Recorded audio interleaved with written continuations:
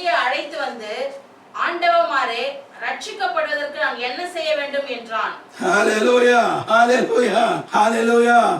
அது அந்த சப்ஜெக்ட் வந்து எல்லா கிறிஸ்தவங்களுக்கும் தெரியும். அப்போ வந்து அவங்க யாரு யார் ஆண்டவர்மார்களேன்னு சொல்றாங்க. இதெல்லாம் சப்ஜெக்ட் பெருசு, நம்ம அதை கொடுக்க போறதில்லை. அது அவங்க தான் படிச்சு தெரிஞ்சுக்கணும். ஆண்டவர்மார்களே யாரை சொல்றாங்க? ஆண்டவர்மார்களேன்னு யாரை சொல்றாங்க? ஊழியக்காரங்களே, தேவனுடைய ஊழியக்காரனை பவுல ஆண்டவர்மார்களே, ஊழியக்காரங்களே, தேவனுக்கு கீழ்ப்படிஞ்சு நடக்கிற ஊழியக்காரங்களா ஆண்டவர்மார்களே, நாங்கள் ரட்சிக்கப்பட என்ன செய்ய வேண்டும்? இப்ப நம்ம ஒரு ஊழியக்காரங்கிட்ட போய் நாங்க ரட்சிக்கப்பட என்ன செய்யணும்னா என்ன சொல்லுவாங்க? எங்க திட்டத்துல சேர்ந்துங்க, நாங்க வாரம் கூட்டம் நடத்துவோம், இல்ல டெய்லி கூட நடத்துவோம்.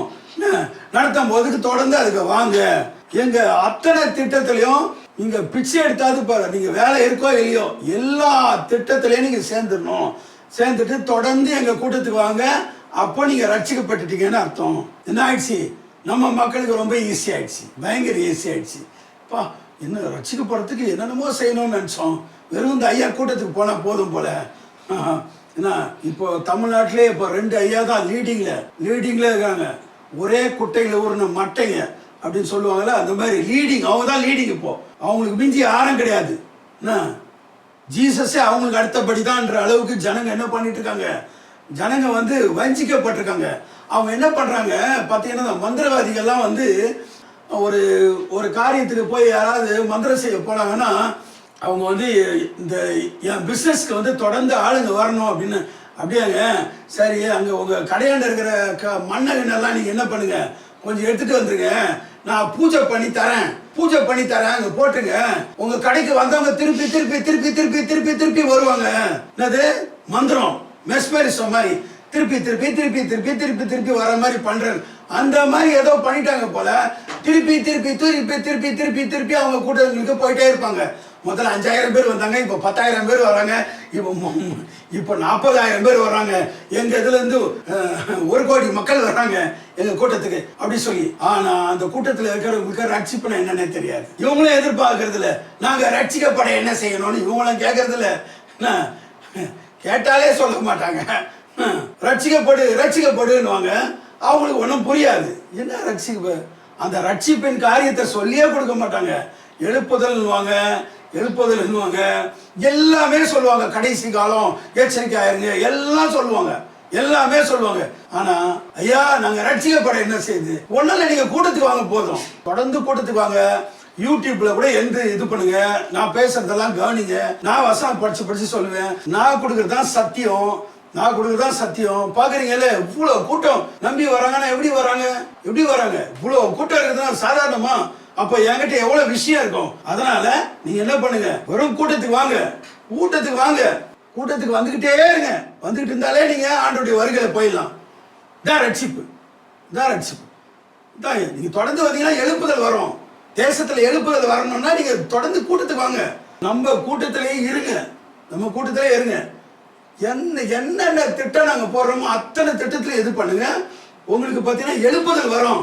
உங்க வீட்டுக்குள்ளேயே எழுப்புதல் வரும், பாத்ரூமுக்குள்ளே எழுப்புதல் வரும்.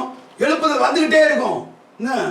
இதான் ரட்சிப்புன்னு ஜனங்க குழந்தை போய் பரவாயில்ல, ஈஸியா இருக்க, தொடர்ந்து கூட்டத்துக்கு போனா ரட்சிக்கப்பட்டுருவோம் போல அப்படின்னு வஞ்சிக்கப்பட்டிருக்காங்க, ஏமாற்றப்பட்டிருக்காங்க.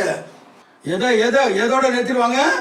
அதற்கு அவர்கள் நாங்க ரட்சிக்கப்பட என்ன செய்யணும்? அதற்கு அவர்கள் கர்த்தராகிய இயேசு கிறிஸ்துவின் விசுவாசி, அப்பொழுது நீயும் வீட்டாரும் ரட்சிக்கப்படுவீர்கள் என்று சொல்லி அடுத்தது நம்மளுக்கு எதை சேர்த்துப்பாங்க? சொல்லி எங்க கூட்டத்துக்கு வாங்க, எங்க திட்டத்தில் சேர்ந்துங்க. எங்க போயிடுச்சு? இதை கழட்டி அந்த பக்கமா விட்டுட்டாங்க. அந்த மீதி வசனம் கழட்டி இதுல பாத்தீங்கன்னா கூட்ஸ் எல்லாம் வந்து தேவையான இதை மட்டும் எடுத்துட்டு மீதியெல்லாம் வந்து அப்படியே பெட்டியை கழட்டி விட்டுருவாங்க, வேற லைனுக்கு அனுப்பி விட்டுருவாங்க. அந்த மாதிரி போய் இதுதான் ரட்சிப்பு. ஏன் கியூ சிஸ்டத்துல ஞானசானம் கூட நீ இல்லைன்னா உன் சபையில போய் ஞானசானம் எடுத்துக்க, வருகை நிச்சயம், அது வரப்போறாரு, சீக்கிரம் போய் எடுத்துக்கன்னு சொல்ல. ஏன் வாயில என்ன வச்சிருக்க? மத்ததெல்லாம் பேசுறல, மத்ததெல்லாம் வாய்க்கிலேயே பேசுறல, இதையும் பேச மாட்டேங்கிற. ஏன் பேச மாட்டேங்கிற? ஜீசஸ். உலகத்தை ஆக்கினைக்குள்ளாக தீர்க்கும்படி தேவன் தம்முடைய குமாரனை உலகத்தில் அனுப்பாமல் அவராலே உலகம் ரட்சிக்கப்படுவதற்காகவே அவரை அனுப்பினார். ஹalleluya, ஹalleluya. அழிக்கப்படுறதுக்கு இல்ல, அழிக்கப்படுறதுக்கு இல்ல, மக்கள் ரட்சிக்கப்படணும். ரட்சிக்கப்படுறதுன்னா என்னதுன்னு பார்த்தோம். மனுஷன் புதுப்பிக்கிறது, ரீகண்டிஷன் பண்றது, அவனை சுத்தப்படுத்துறது. அவன் பாவ அழுக்குனால இருக்கிறான்.